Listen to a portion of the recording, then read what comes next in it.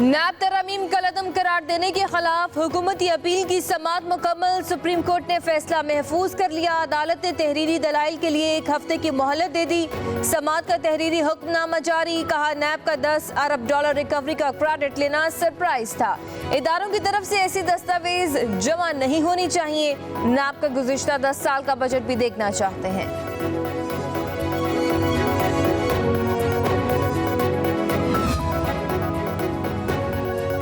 बानी पीटीआई ने अडयाला जेल से वीडियो लिंक पर दलाइल दिए। सवाल किया, सुप्रीम कोर्ट समझती है कि मैंने गुज़िश्ता समाअत पर सियासी पॉइंट स्कोरिंग की। मुझे तकलीफ हुई जब ये कहा गया कि मैं गैर जिम्मेदाराना कैरेक्टर हूँ, इसलिए लाइव नशर नहीं किया जाएगा।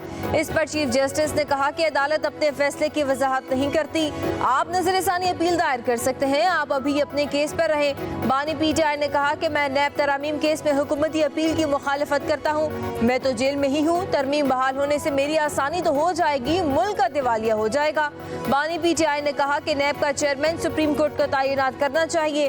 हुकूमत और अपोजिशन में चेयरमैन नैब पर इत्तेफाक नहीं होता तो थर्ड एम्पायर तैनात करता है।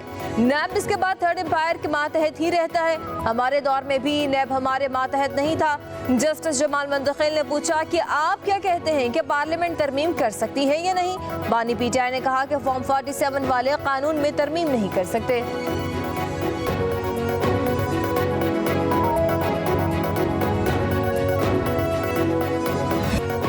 नैब तरमीम को कलअदम करार देने की कोई वजह नहीं थी। शायद मेरा नोट नहीं पड़ा। नैब से मुतल्लिक आपके बयान के बाद क्या बाकी रह गया? क्या आपका नैब पर एतबार रहेगा? जस्टिस अतर मिनल्ला का बानी पीटीआई से सवाल। बानी पीटीआई ने कहा कि मेरे साथ 5 रोज में नैब ने जो किया इसके बाद क्या एतबार होगा? जस्टिस जमाल मंदखिल बोले, आपकी बातें मुझे भी खौफजदा कर रही हैं। हालात इतने खतरनाक हैं तो साथी सियासतदानों के साथ बैठकर हल कर लें। जब आग लगी हो तो नहीं देखते कि पाक है या नापाक, पहले आप आग तो बुझाएं। बानी पीटीआई ने कहा कि भारत में अरविंद केजरीवाल को आजाद करके सजा मुअत्तल करके इंतखाबात लड़ने दिया गया। मुझे 5 दिनों में ही सजाएं देकर इंतखाबात से बाहर कर दिया गया।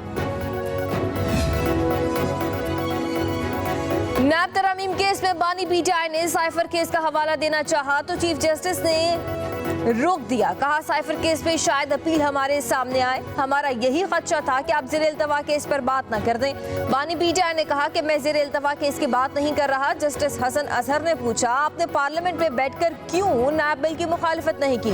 बानी पीटीआई ने कहा, यही तो बताना चाहता हूँ कि हालात ऐसे बन गए थे।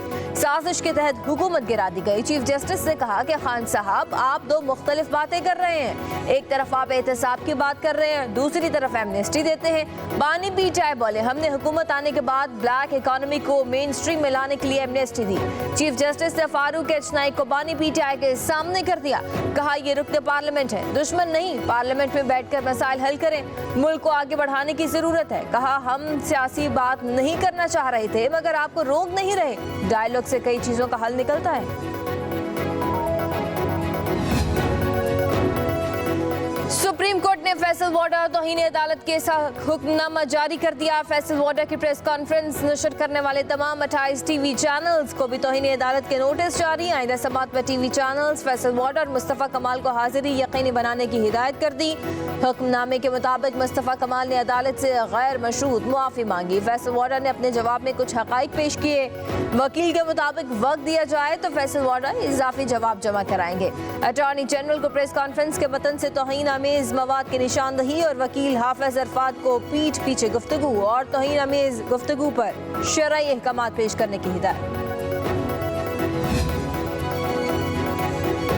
वज़ीर आज़म शहबाज शरीफ का बीजिंग में मसरूफ तरीन दिन Y2 और ट्रैक्टर्स तैयार करने के मंसूबे समेत मुख्तलिफ शोबों में ताउन बढ़ाने के मफाहमती यादाश्तों पर दस्तखत। वज़ीर आज़म ने साइंस पार्क का दौरा किया। वज़ीर आज़म को चीन के टेक स्टार्टअप कल्चर, जदीद माहौल और जदीद तहकीक के बारे में ब्रीफिंग भी दी गई।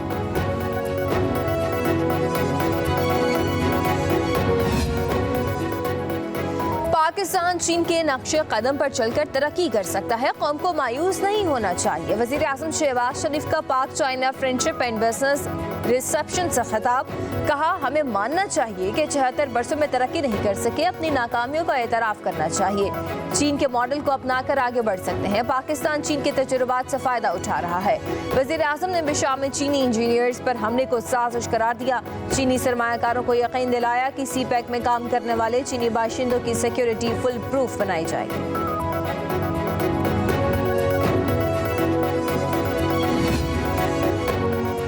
पाकिस्तान 8वीं बार यूएन सिक्योरिटी काउंसिल का गैर मुस्तकिल रुकन मुंतखब हो गया। पाकिस्तान के हक में भारत समेत 182 ममालिक ने वोट दिया। यूनान, डेनमार्क, सोमालिया और पैनामा भी 2 साल के लिए गैर मुस्तकिल रुकन बन गए।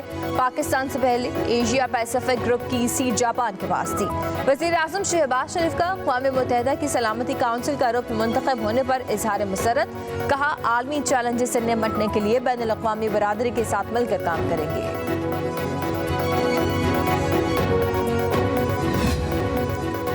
वज़ीर आला मरियम नवाज और सदर नून लीग नवाज शरीफ की ज़ेर सदारत मरी हाउस में अहम इजलास हुआ। मरी डेवलपमेंट प्रोजेक्ट्स और मास्टर प्लान पर ब्रीफिंग दी गई। कदीमी और तारीखी इमारतों को असल हालत में बहाल करने का असूली फैसला हुआ। मरी ट्रैफिक मैनेजमेंट प्लान की भी मंजूरी। इजलास से खिताब करते हुए नवाज शरीफ ने कहा कि कौमी एहसास तबाह करने वालों का एहतसाब होना चाहिए। माजी में मोटरवे को तबाह कर दिया गया। अवामी फलाही मनसूबों में ताख़ीर का सबब बनने वाले क़वानीन में तरामीम की जाएँ।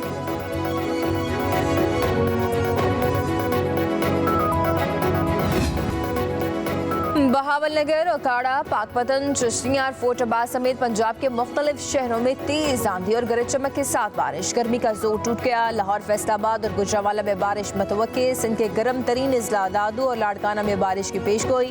खैबर पख्तूनख्वा के कई इलाकों में भी आंधी और बारिश का इम्कान। खज़ार और क़िलात में भी बादल बरसेंगे। कराची के मुख्तलिफ इलाकों में बूंदाबांदी। मौसम खुशगवार हो गया।